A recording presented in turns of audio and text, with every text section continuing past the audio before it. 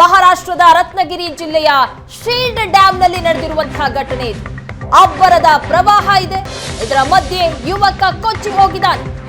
ಮಹಾರಾಷ್ಟ್ರದ ರತ್ನಗಿರಿ ಜಿಲ್ಲೆಯ ಶೀಲ್ಡ್ ಡ್ಯಾಂನಲ್ಲಿ ನಡೆದಿರುವಂತಹ ದುರಂತ ಇದು. ರತ್ನಗಿರಿಯಲ್ಲಿ ಸ್ನೇಹಿತರ ಕಣ್ಣೆದುರೇ ನಡೆದು ಹೋಗಿದೆ ದುರಂತ. ನದಿ ನೀರಲ್ಲಿ ಕೊಚ್ಚಿ ಹೋಗಿದ್ದಾನೆ ಜಯೇಶ್. ರೆಡ್ ಅಲರ್ಟ್ ಮಧ್ಯೆಯೂ ಜಯೇಶ್ ನೀರಿಗಿಳಿದಿದ್ದ. ನೀರಲ್ಲಿ ಹೀಗಾಗಿ ಕೊಚ್ಚಿ ಹೋಗಿದ್ದಾನೆ ಜಯೇಶ್.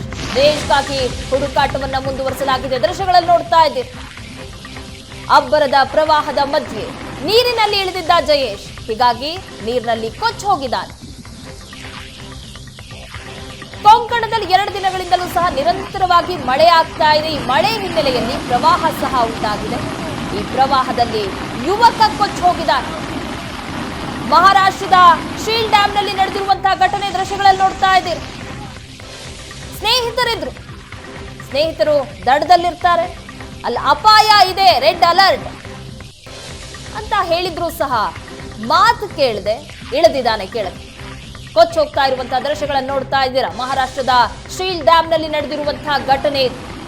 ಸ್ನೇಹಿತರ ಕಣ್ಣೆದುರೇ ಈ ರೀತಿಯಾದಂತಹ ದುರಂತ ನಡೆದಿದೆ. ಸದ್ಯ ಈಗ ಜಯೇಶ್ಗಾಗಿ ಹುಡುಕಾಟ ನಡೆಸಲಾಗ್ತಾ ಇದೆ.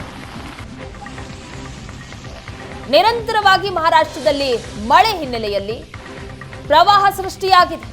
ಪ್ರವಾಹದ ಮಧ್ಯೆ ಈ ರೀತಿ ಯುವಕರು ಟ್ರಿಪ್ ಅಂತ ಹೋದಂತಹ ಸಂದರ್ಭದಲ್ಲಿ ಈ ರೀತಿಯಾದಂತಹ ದುರ್ಘಟನೆಗಳು ನಡೀತಾ ಇದೆ.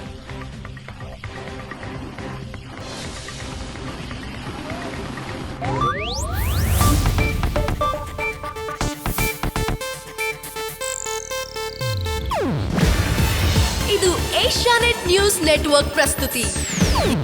ನೀವು ನೋಡ್ತಿದ್ದೀರಾ ಏಷ್ಯಾನೆಟ್ ಸುವರ್ಣ ನ್ಯೂಸ್.